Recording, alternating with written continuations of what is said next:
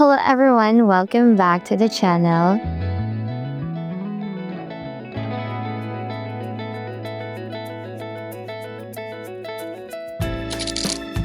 So for today's vlog, I want to talk about dating, especially between Filipinas and foreigners, because I feel like there's a lot of confusion now. Not anger, not hate, but just confusion. And honestly, most of the problems I see don't come from bad intentions. They come from very different dating cultures into the same relationship.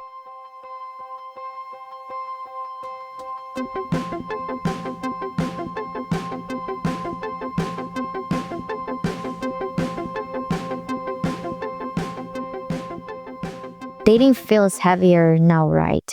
People are more cautious, people are more guarded. Filipinos have heard stories from friends, relatives, family members, and some of them experience it themselves about men who came, dated seriously, and left. And foreigners have their own stories too, feeling pressured, misunderstood, taken advantage, or expected to commit faster than they were ready. So both sides are already entering dating with fear. And this is where intentions become really important. People always ask me, where can I actually find a genuine Filipina? And honestly, the answer isn't just where. It's who you're looking for. Many Filipinos today are tired of games. They want something stable, genuine, real, and intentional. That's why I highly recommend this dating site in the description down below. It's not just a dating site, it's a platform where people are more upfront about wanting a serious relationship, marriage, or long-term commitment. Less swiping, less pretending, and more conversations that actually matter. If you are looking for a Filipina who values family, respect, and honesty, this is a good place to start. The link is in the description down below.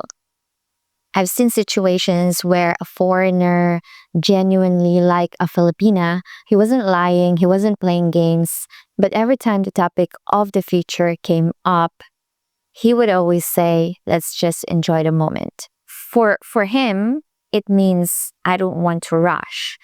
For the Filipina, over time, it means uncertainty. When he eventually left the Philippines and the communication changed, she blamed herself for expecting too much. But what really happened is the expectations were never aligned.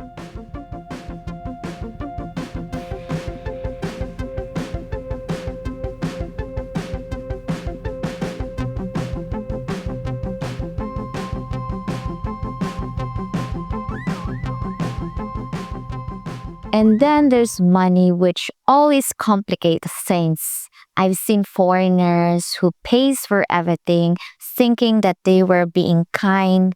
At first, the Filipina appreciates it, but slowly she started feeling like she couldn't say no anymore. She told me that she feels like she owes him, and that's where good intentions turned quietly into pressure. At the same time, I've seen foreigners feel uncomfortable when financial support is expected. So both sides feel uneasy, but no one wants to start the uncomfortable conversation.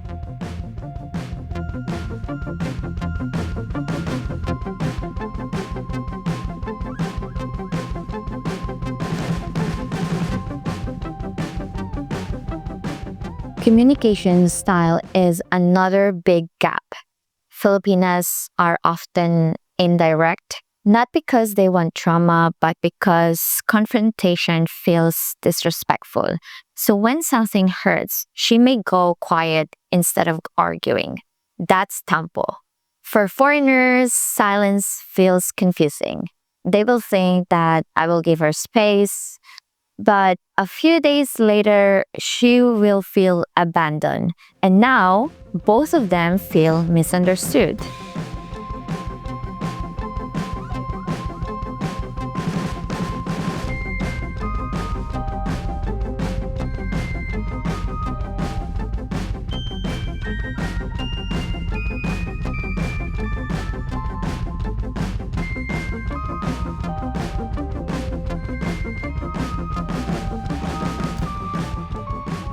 I also notice a lot of confusion around dating multiple people. In many Western culture, dating several people is normal until exclusivity is discussed. In the Philippines, emotional exclusivity often happens even before having a label. So one person thinks that they are still exploring, but the other person is already emotionally invested. When that disconnect is discovered, the hurt isn't about cheating, it's the assumption. Intimacy is where things get even more sensitive. For many Filipinas, intimacy creates emotional attachment. For some foreigners, intimacy doesn't automatically means commitment. When those two meanings doesn't match, the fear enters the picture. And that fear connects to another big one, which is being left behind. I've seen foreigners come here with no bad intentions. They care, they were present, but they also see the relationship as temporary. When they left, they promised they will keep in touch. Life happens, messages become shorter, then barely messaging, then no message one day. For the Filipina, the ending could feel very heavy. Even though the living was quiet, single moms feel this even more strongly. They are not just protecting their hearts, they are protecting their child. One single mom told me that she's not scared of her heart getting hurt. She's scared of her child getting attached and lose someone again. And for foreigners also have the right to ask themselves if they are ready for that responsibility. For me, the problem starts when people say emotionally and not mentally. I also think that stereotypes hurt both sides. Some foreigners fear being seen as a wallet. Some Filipinas fear of being treated as temporary. When those fears are present, people will stop being fully open.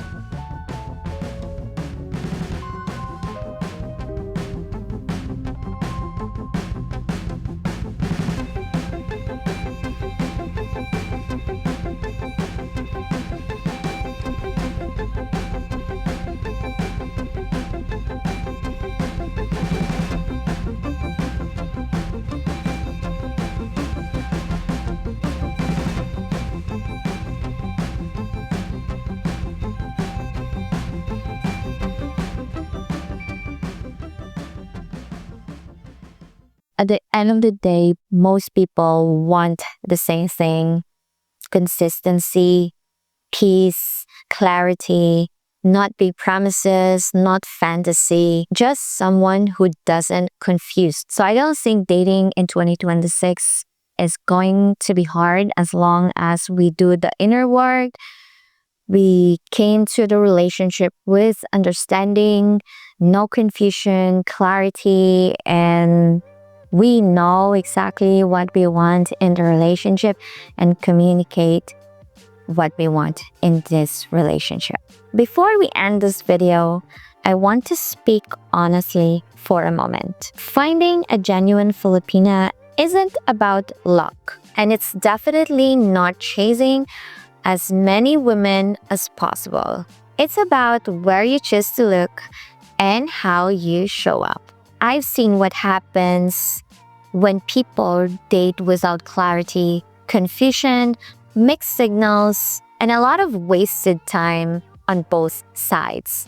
That's why I highly recommend this dating platform in the description down below. It's a space where many women and men are clear about wanting something real, not games, not temporary attention. When intentions are clear, dating becomes calmer, more respectful, and more human. If you are serious about building a meaningful connection, I will leave the link in the description down below. Choose spaces that matches your values. It changes the entire experience. Thank you so much for watching, and I will see you again soon. Paalam!